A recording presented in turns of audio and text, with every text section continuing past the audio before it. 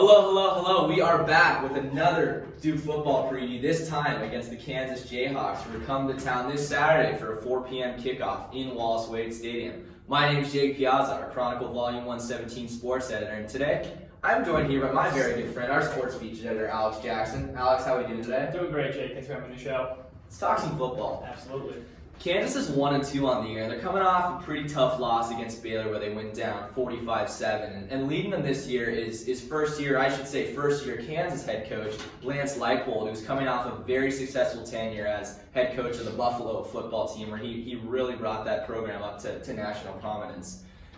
For the Jayhawks, they've lost 19 of their last 21, so stock's not exactly headed in that upward direction just yet. And just this past week, they lost their starting running back, Velton Gardner. He entered the transfer portal looking for greener pastures elsewhere. But Alex, what else can we expect out of the Kansas Ball Club? Well, when we're talking about Kansas offense, we're really talking about their quarterback, North Texas transfer, Jason Bean. He's a dual threat guy, but the passing really hasn't been there so far.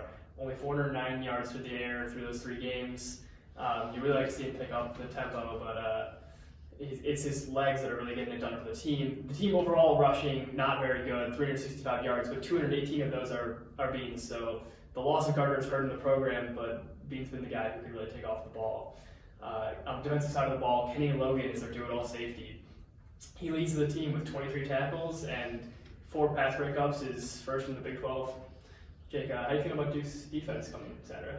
Oh, I think we got to start right where they left off last week with 5 turnovers against Northwestern, and that's probably not a sustainable number for the future, but the +2 turnover differential is definitely something that can be repeated, and something that head coach David Cutcliffe wants to see repeated on Saturday, and I think the guy to lead the charge on that is Lummy Young. We saw him everywhere on the field against Northwestern. A strip sack, a pick, he was doing it all. And if he can become that guy on a week-in, week-out basis where he is just a chaos causer, I think the Blue Devils are going to be in real good shape come Saturday and the rest of this year.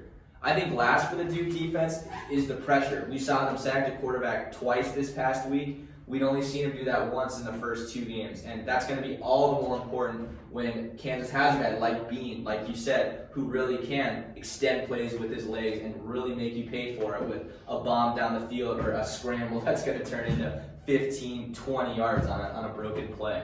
But how about the Duke offense? What can we expect? On the offensive side, it's all about efficiency for Gunnar Holmberg. He's been pretty good so far through the course of the season. He's been at that 70% completion mark across all 3 games, so it's nice to see him be consistent in that manner. But unfortunately, turnovers have been an issue for the Blue Devils last week.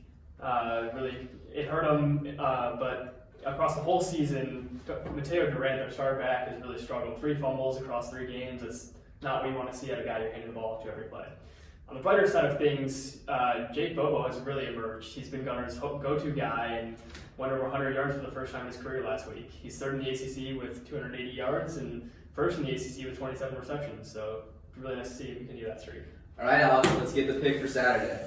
I got Duke going 38-20. I think they can really stretch this out, but I think Kansas really has the potential to keep it close. So not picking them to blow them out all the way, but I think they definitely have the potential to. What are you feeling? I'm going with Duke, but I do think this one's going to be a blowout. I think Duke covers the 16-point spread and rides out of this one 45-13 and takes a great performance and a whole lot of momentum into ACC play. That's all we got for you guys today. Thank you for joining along with us. We will be live Saturday, so follow along on our Twitter at Chronicle Sports for live updates on all the action. Thanks for joining us, and have a good one.